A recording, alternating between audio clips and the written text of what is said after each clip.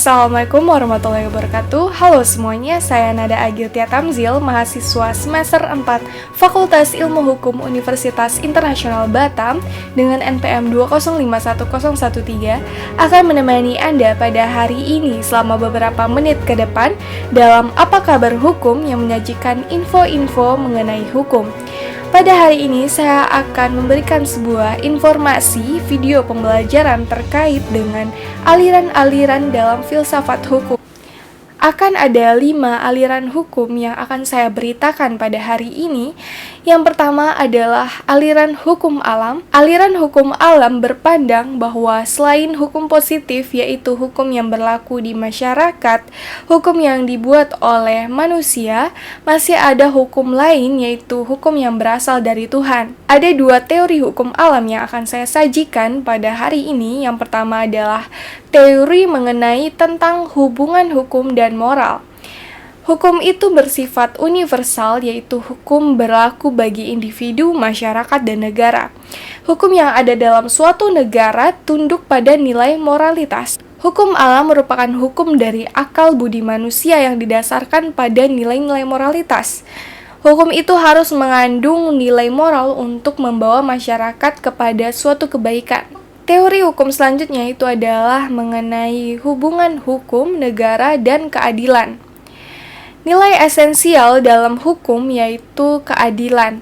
Hukum adalah alat untuk mencapai suatu keadilan, dan hukum dalam negara berkaitan dengan kedaulatan rakyat untuk mencapai keadilan. Hukum alam dianggap lebih tinggi dari hukum yang sengaja dibentuk oleh manusia atau hukum positif yang berlaku saat ini, sehingga hukum yang berlaku di masyarakat itu tidak boleh bertentangan dengan hukum alam. Hukum alam pada utamanya adalah mencari pengertian absolut dari hukum keadilan, mencari sesuatu hukum di atas hukum. Menurut pendapat Thomas Aquinas, beliau berpendapat bahwa ada 2 pengetahuan yang berjalan bersama-sama, yaitu pengetahuan alamiah yang berpangkal pada akal dan pengetahuan iman yang berpangkal pada wahyu ilahi. Menurut beliau, ada 4 macam hukum, yaitu lex eterna, dalam arti rasio Tuhan sendiri yang mengatur segala hal dan merupakan sumber dari segala hukum, yang tidak dapat ditangkap oleh panca indera manusia. Selanjutnya ada lex divina, adalah hukum rasio Tuhan yang dapat ditangkap oleh panca indera manusia berdasarkan waktu yang diterimanya. Kemudian ada lex naturalis, yaitu merupakan penjelmaan dari lex eterna yang sudah dijelaskan sebelumnya ke dalam rasio manusia. Yang terakhir ada lex positivis, yaitu penerapan lex naturalis dalam kehidupan manusia di dunia hukum yang berlaku merupakan pelaksanaan hukum alam oleh manusia berhubungan dengan syarat khusus yang diperlukan oleh keadaan dunia. Hukum ini diwujudkan di dalam kitab-kitab suci dan juga hukum positif buatan manusia.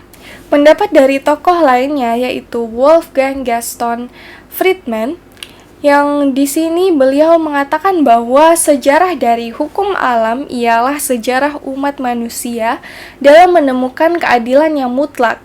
Proses ini akan menimbulkan hasil, yaitu antara gagal atau berhasil dalam mencari keadilan tersebut. Konsep hukum alam ini berubah-ubah sesuai dengan perubahan pola pikir masyarakat dan keadilan politik pada zaman itu. Hukum alam jika dilihat dari 2 hal ini, yaitu yang pertama jika dilihat dari metodenya, hukum alam itu adalah usaha menciptakan aturan untuk situasi yang berbeda-beda dan mengarahkan bagaimana membuat aturan yang baik. Dari substansinya, memuat kaidah-kaidah, asas-asas yang absolut, misalnya ada pada hak asasi manusia. Aliran yang selanjutnya ialah aliran positivisme hukum. Di sini saya mengambil pendapat dari beberapa tokoh juga, yaitu yang pertama dari John Austin. Beliau adalah pelopor dari aliran hukum positif analistis yang menyatakan bahwa hukum adalah perintah dari penguasa negara. Hakikat hukum itu terletak dalam unsur perintah tersebut.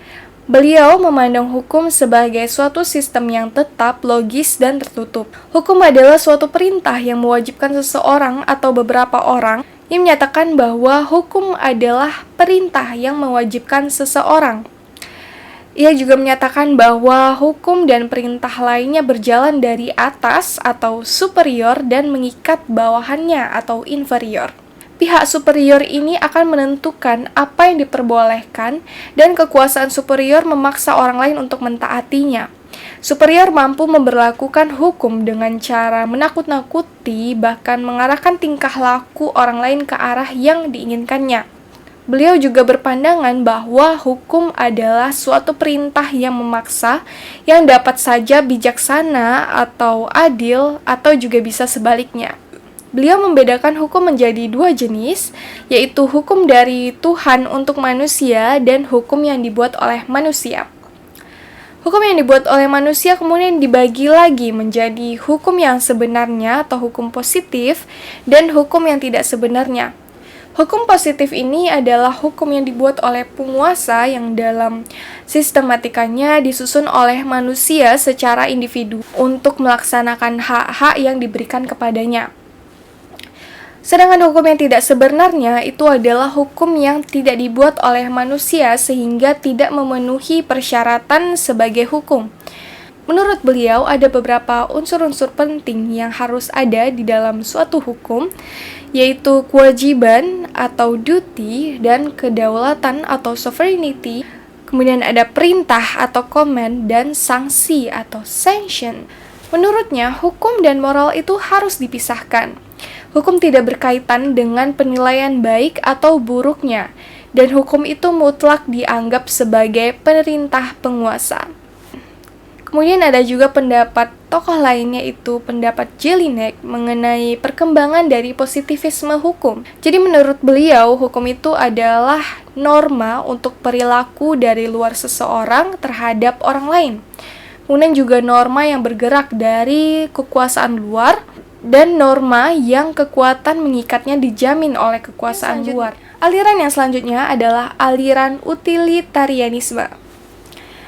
Aliran ini adalah aliran hukum yang menempatkan kemanfaatan sebagai tujuan utama dari hukum. Kemanfaatan yang dimaksud dalam aliran ini adalah kebahagiaan atau happiness. Kebahagiaan itu diupayakan agar dapat dinikmati oleh sebanyak mungkin individu dalam suatu masyarakat. Ada istilah yang dikenal dalam aliran ini yang diutarakan oleh tokoh Jeremy Bentham, the greatest happiness for the greatest number of people. Dalam arti kebahagiaan yang sebesar-besarnya untuk sebanyak-banyaknya orang. Menurut Jeremy Bentham, dilihat dari perbuatan manusia yang dimana manusia itu akan bertindak untuk meraih kebahagiaan sebesar-besarnya dan mengurangi penderitaan. Ukuran baik atau buruknya perbuatan manusia itu dilihat dari apakah perbuatan tersebut menimbulkan kebahagiaan atau tidak. Tujuan perundang-undangan menurut Jeremy Bentham ialah untuk nafkah hidup, untuk makanan berlimpah, untuk perlindungan, dan untuk kesetaraan. Untuk tindakan kejahatan akan diukur dari seberapa besar kerugian yang diderita oleh masyarakat yang menentukan perbuatan tersebut adalah pelanggaran atau bukan. Aliran yang keempat yaitu aliran sociological jurisprudence. Aliran ini memandang bahwa hukum yang baik adalah hukum yang harus sesuai dengan hukum yang hidup di dalam masyarakat. Menurut Eugene Ehrlich, hukum itu dibedakan menjadi hukum positif dan hukum yang hidup di dalam masyarakat.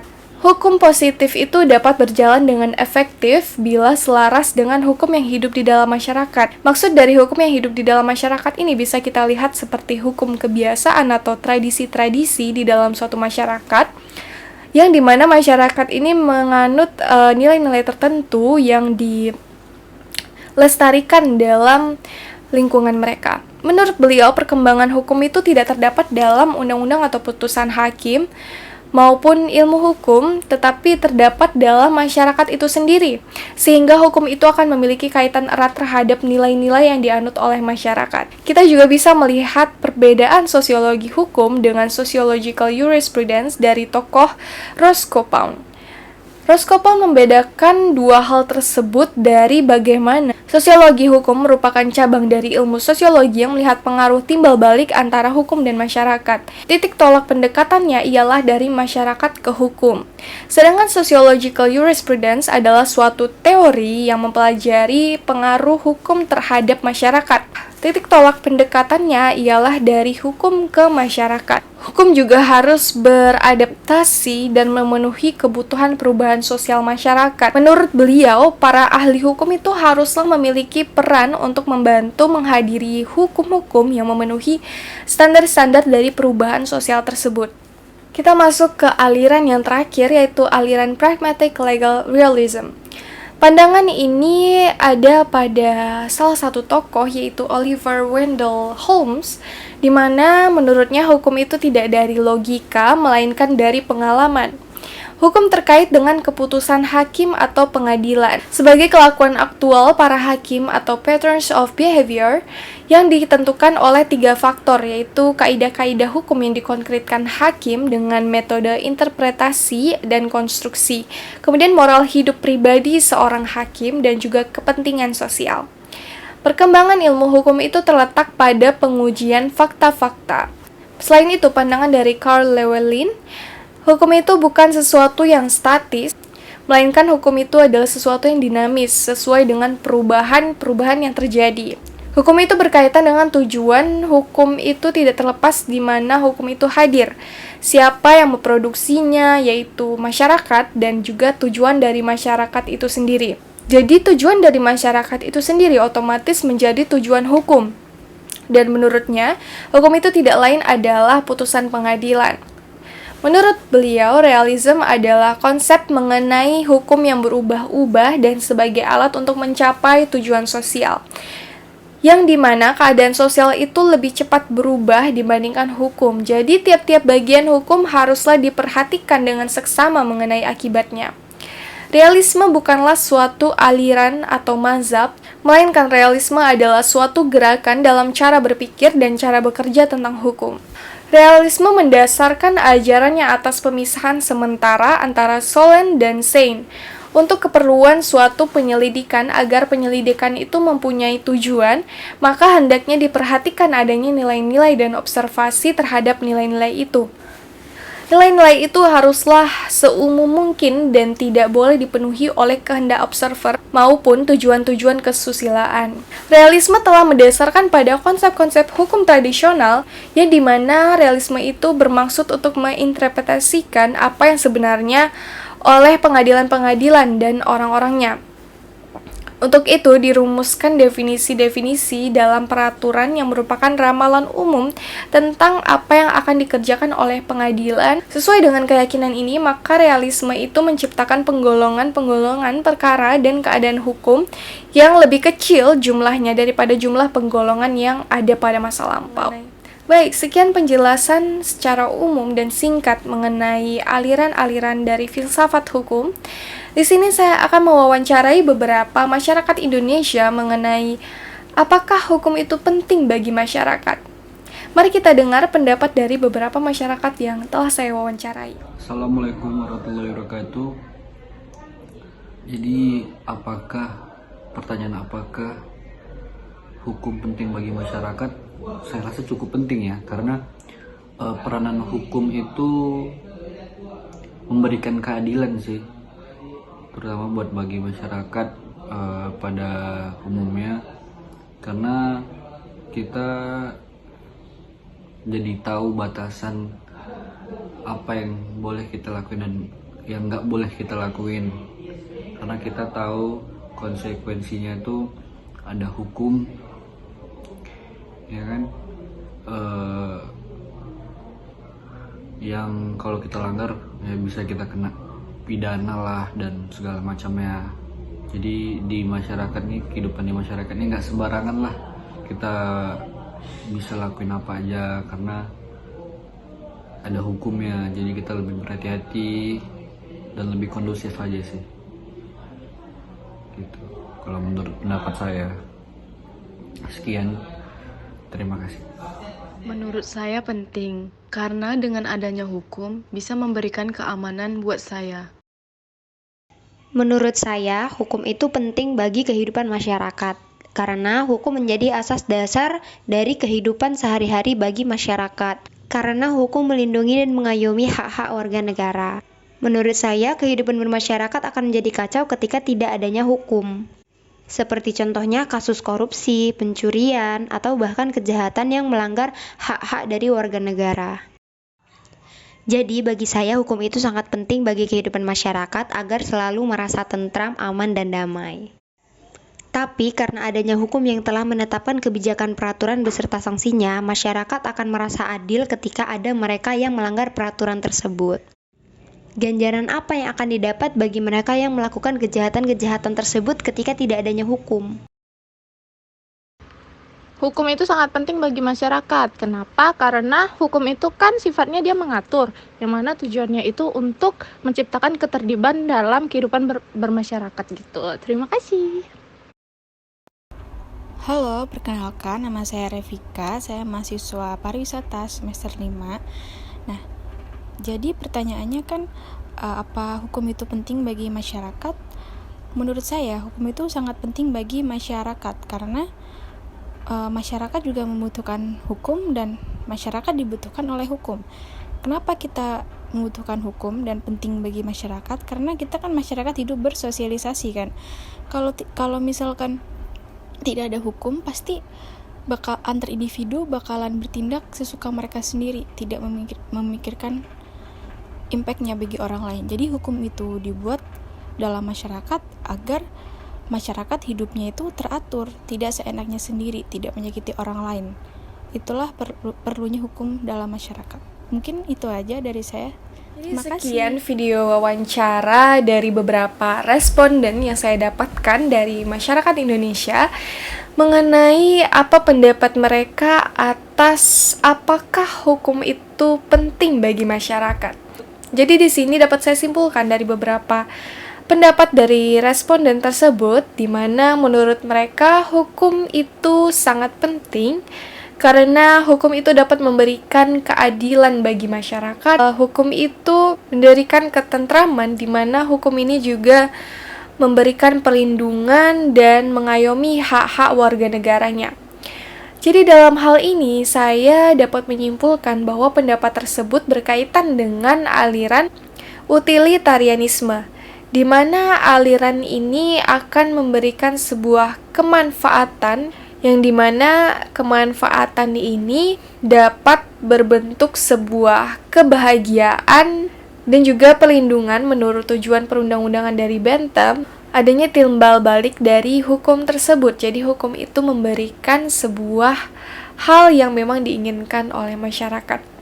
Kemudian yang selanjutnya juga dapat saya simpulkan di sini dari pendapat responden bahwa hukum itu terdapat perintah dan sanksi sehingga para masyarakat itu akan mendapatkan batasan-batasan tertentu yang dimana jika masyarakat melanggar suatu peraturan tertentu maka akan diberikan sanksi. Jadi di sini dapat saya simpulkan bahwa hal ini berkaitan dengan aliran positivisme yang dimana unsur penting hukum menurut Austin yaitu penganut aliran positivisme di mana menurutnya harus ada perintah atau command dan sanksi atau sanction. Jadi di mana perintah ini mengikat para masyarakat dan jika dilanggar akan dikenakan sanksi. Sekian berita yang dapat saya sampaikan hari ini. Saya Nada Agiltia Tamzil, pembawa acara Apa Kabar Hukum pada hari ini. Mengucapkan terima kasih dan sampai jumpa di lain waktu. Wassalamualaikum warahmatullahi wabarakatuh.